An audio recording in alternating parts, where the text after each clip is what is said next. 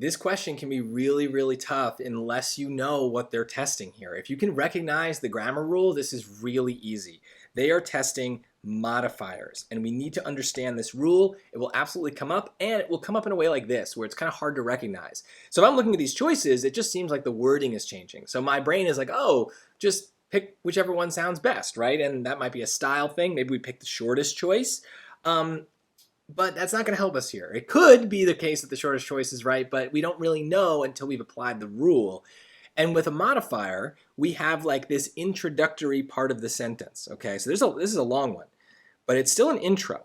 That's the modifier that I just highlighted. The main sentence is kind of what we're changing, which is weird because usually it's like the extra pieces that need to be arranged. But no, the modifiers questions kind of look like this a lot, where the sentence needs to be rearranged to accommodate this extra clause.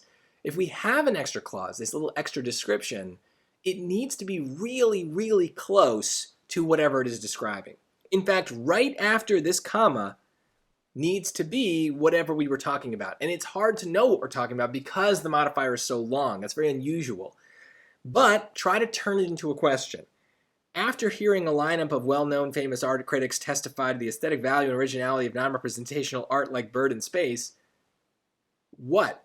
Who was hearing a lineup of well-known famous art critics? Okay, well, the court was. And that's the only choice that starts with the correct thing, the court. And it's the answer.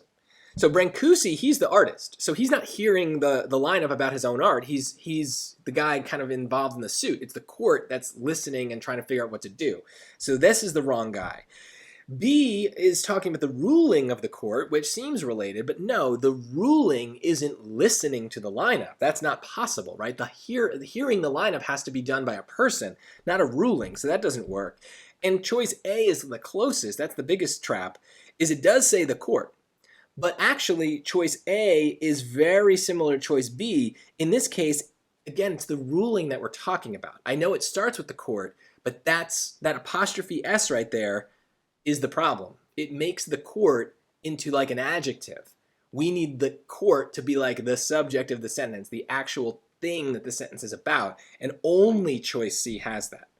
Okay? So here's the case where if you know the rule and you can apply it, you don't even really need to read past like the second word of any of these choices. It has to be C. There is no way. It's not about sound, it's not about feel, it's not about what's shortest.